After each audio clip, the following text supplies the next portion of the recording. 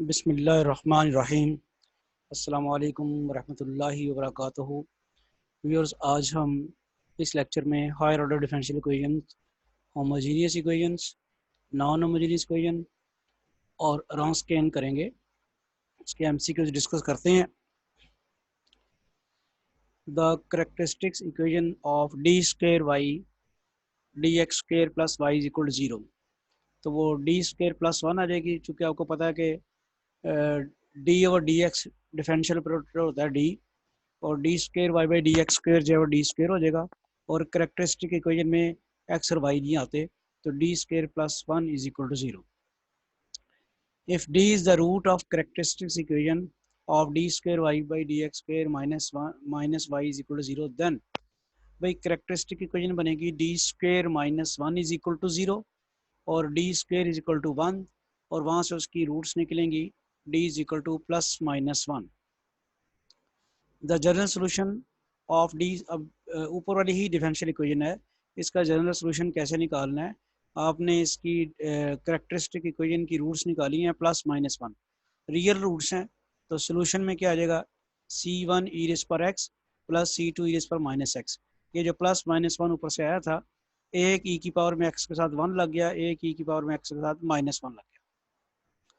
The general solution of D square y by D x square minus four y is equal to zero. इसकी characteristic equation लेंगे तो D square minus four is equal to zero, D square is equal to four, D is equal to plus minus two. तो वो solution आ जाएगा C one e raise पर two x plus C two e raise पर minus two x. इसमें भी वही है, D square y by D x square minus nine y is equal to zero. तो करेक्टरिस्टिक्स इक्वेशन में D square minus nine is equal to zero, D is equal to plus minus three, real roots हैं, तो solution फिर ये आ जाएगा। The general solution of D square y by D x square minus four D y by D x plus four y is equal to zero is. इसको solve कर लेते हैं। ये आप देखते हैं कि करेक्टरिस्टिक इक्वेशन इसकी क्या बन जाएगी, D square minus four D plus four is equal to zero. ये डी माइनस टू का स्क्वायर कंप्लीट हो जाता है, और इसकी जब रूट्स निकालेंगे तो D minus two D minus two D minus two is equal to zero, D minus two is equal to zero. Square होने की वजह से इसकी रिपीटेड रूट्स आएंगी, और रिपीटेड रूट के लिए सोल्यूशन इस टाइप का होता है, C one plus C two X E raise पर टू एक्स, क्योंकि ई की पावर में एक्स का कोएफिशिएंट तो एक टू ही आना और दूसरा तो है ही नहीं है। फिर यहाँ हम C one plus C two x करते हैं। ये बाकायदा इसकी इस किस्म के सोल्यूशन, इस टाइप के सोल्यूशन का ड्राइव भी किया हुआ है। रॉन्स्कियन ऑफ द सेट, ये रॉन्स्कियन जरा समझ लें, ये शायद आपने पहले ना पढ़ा हुआ हो, तो ये एमसीक्यूज में क्वेश्चन में पूछ लेता है। अगर पढ़ा हुआ है तो बहुत अच्छा है, लेकिन अगर फर्ज करें नहीं पढ़ा तो अब देख लें। रॉन्स्कियन ऑफ द सेट, ये सेट जो है इसमें थ्री एलिमेंट्स हैं। तो रॉन्स्कियन की डेफिनेशन के मुताबिक थ्री बाई थ्री का डिटर्मिनेंट बनाएंगे हम। W stand for the Wronskian, mathematician था उसके नाम से है, x x square x cube. तो हम बनाएंगे थ्री बाई थ्री का डिटर्मिनेंट, चूँकि इस सेट में तीन एलिमेंट्स हैं। थ्री बाई थ्री के डिटर्मिनेंट में जो फर्स्ट रो बनेगी वो एलिमेंट के, ये सेट के जो एलिमेंट्स हैं वो आ जाएंगे एक्स एक्स स्क्वायर और एक्स क्यूब। सेकेंड रो में इनके डेरिवेटिव्स, यानी एक्स का डेरिवेटिव वन, एक्स स्क्वायर का derivative two x, x cube का derivative three x square. First row में सेट के एलिमेंट, डिटर्मिनेंट बनाना है थ्री बाई थ्री का। फर्स्ट रो में सेट के एलिमेंट्स, सेकेंड रो में उनके करस्पॉन्डिंग डेरिवेटिव्स, और थर्ड रो में फिर डेरिवेटिव, यानी वन का डेरिवेटिव जीरो, टू एक्स का टू, और थ्री एक्स स्क्वायर का सिक्स एक्स। मैं रिपीट करता हूँ, फर्स्ट रो में एलिमेंट्स, सेकंड रो में उनके फर्स्ट डेरिवेटिव्स, और थर्ड रो में उनके सेकंड डेरिवेटिव्स।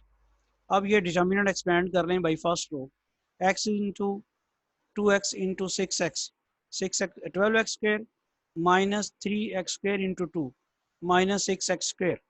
इसी तरह माइनस एक्स स्क्वायर आ जाता है, तो वो one into six x minus zero plus x cube two minus zero. इसको सिंप्लीफाई करें, six x cube minus six x cube plus two x cube, तो टू एक्स क्यूब इसका आंसर आएगा। लिहाजा ऑप्शन ए जो है वो ठीक है। तो रॉन्स्कियन में आपने देख लिया, अगर थ्री एलिमेंट्स हैं तो थ्री बाई थ्री का डिटरमिनेंट आएगा, टू एलिमेंट्स होंगे तो टू बाई टू का आएगा। पहले रो में दो एलिमेंट्स आएंगे, दूसरी रो में उनके डेरिवेटिव्स आएंगे। अगर ये 4 का होता तो 4/4 का डिटर्मिनेंट बनता, पहली रो में एलिमेंट्स, दूसरी में उनके डेरिवेटिव, तीसरी में सेकंड डेरिवेटिव, चौथी में उनके सेकंड यानी थर्ड डेरिवेटिव्स। जितने एलिमेंट्स होते हैं उससे एक कम ऑर्डर का डेरिवेटिव आता है। 3 के हैं तो 2 तक डेरिवेटिव्स आएंगे। अब जैसे ये रॉन्स्कियन मालूम करना है,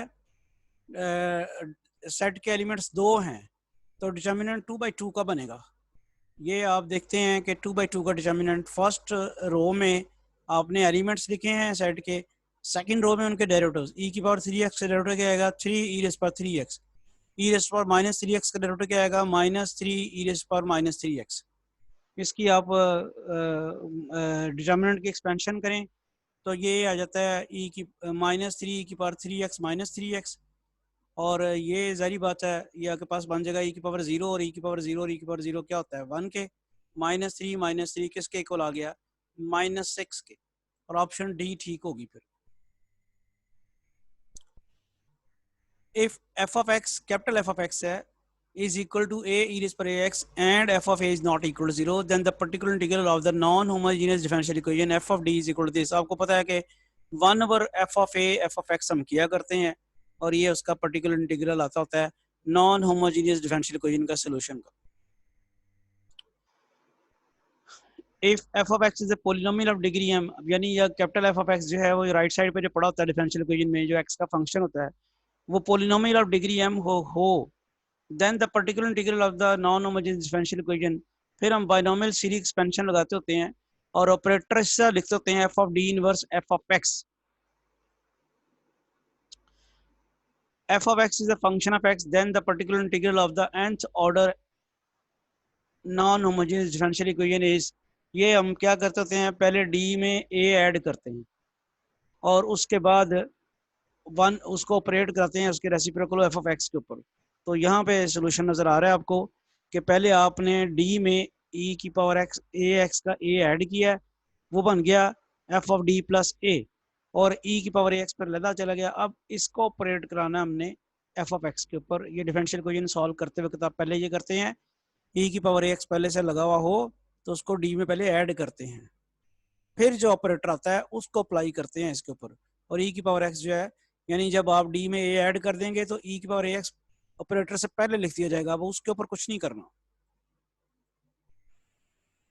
तो जनरल सोल्यूशन निकालना है इस डिफरेंशियल इक्वेशन का, D square -5d plus 6y is equal to 0। Second order differential equation है और इसको कर लेते हैं होमोजेनियस डिफरेंशियल इक्वेशन है। कैरेक्टरिस्टिक इक्वेशन इसकी ये हो जाएगी D square -5d plus 6 is equal to 0। इसके अगर फैक्टर्स बनाएं तो D square -3d -2d plus 6 is equal to 0। First two factor में से d कॉमन ले लें तो d -3 आ जाएगा, इन दोनों में से -2 कॉमन ले लें तो d -3। तो ये बन जाएंगे आपके factors d -2 into d -3 is equal to 0, d -2 is equal to 0, d -3 is equal to 0, d is equal to 2, d is equal to 3। The general solution फिर आपके पास क्या बन जाएगा, एक e की पावर में 2 लगेगा, दूसरा e की पावर में 3 लगेगा। तो आंसर आपके पास फिर आ गया डी पार्ट। ये देखें कुछ आईक्यू के क्वेश्चन भी आ जाते हैं और ये आईक्यू का क्वेश्चन है, y दिया हुआ है 2 cos 8x - 5 sin 8x और ये L ऑपरेटर है d square over dx square plus 64, then L y of x आपने मालूम करना है, यानी y के ऊपर ये ऑपरेटर ऑपरेट करके आपके पास जो आंसर आएगा वो बताना है। तो ये आईक्यू का क्वेश्चन है, आप देखते हैं L y ऑफ x किसके इक्वल होगा।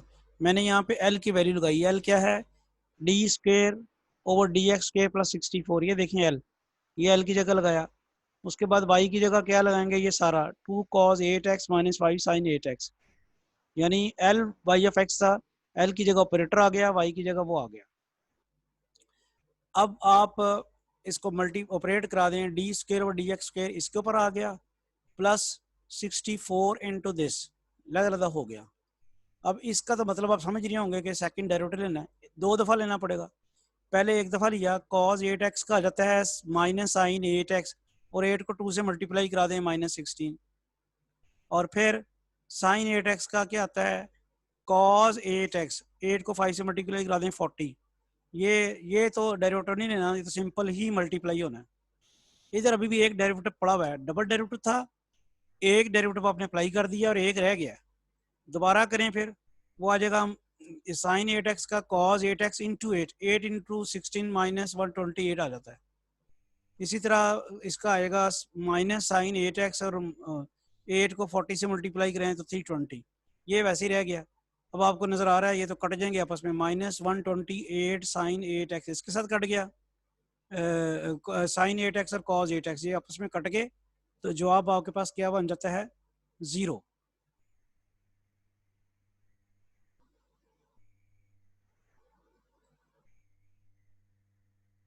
यहाँ पे थोड़ी सी गलती है,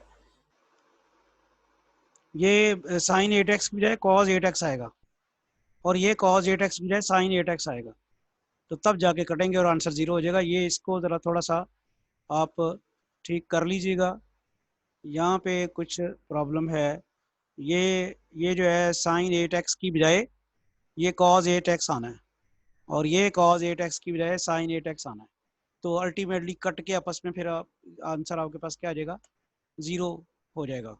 इसकी करेक्शन जो है वो ज़रा थोड़ी सी कर लेते हैं। जी ये करेक्शन कर दी है। अब देखें 2 cos 8x minus 5 sign 8x का डबल डेरिवेटिव लिया हुआ था, एक लिया अभी, वो आ जाएगा cos की बजाय माइनस 8 साइन 8x, तो वो 8 मल्टीप्लाई हो गए 16 हो गया। इसी तरह ये साइन का आ गया cos। अब जब दोबारा इसका डेरिवेटिव लेंगे तो वो हमारे पास क्या आ जाएगा, वो आपके पास आ जाएगा माइनस 128 साइन का फिर कॉस बन जाएगा और कॉस का फिर साइन, और ये आपके पास जवाब जो है वो 0 आ जाता है और वो ए ऑप्शन जो है वो ठीक है। जी इस डिफरेंशियल इक्वेशन को सॉल्व करके देख लेते हैं। इसमें क्या है आपके पास कि जी D square plus 4d plus 5y is equal to 0, और करेक्टरिस्टिक इक्वेशन लेंगे तो D square plus 4d plus 5 is equal to 0। तो इसका क्वाड्रेटिक फार्मूले से रूट्स निकालते हैं, फैक्टराइजेशन इसकी नहीं होती है, 5 प्राइम नंबर पड़ा हुआ है, फैक्टराइजेशन नहीं हो रही।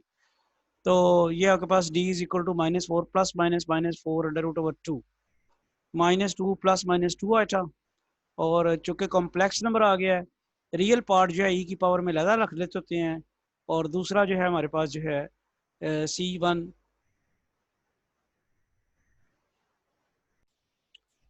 तो यहाँ आया डी की वैल्यू आई है -2 प्लस -2 आया था। ये जो -2 है वो ई की पावर में -2x लहदा आ जाएगा, और ये प्लस माइनस वाइटा 2 जो है वो एंगल में चल जाएंगे कॉज में, C1 cos 2x plus C2 sin 2x की फॉर्म में। ये उस वक्त लगाते हैं जब आपको याद होगा कॉम्प्लेक्स रूट्स आए, रियल पार्ट उसका ई की पावर में लहदा चला जाता है, और ये जो आइटा के साथ लगता है वो कॉस के एंगल में आ जाते हैं, कॉज और साइन के एंगल में। तो इस तरह से फिर सोल्यूशन आपका बी पार्ट बन गया।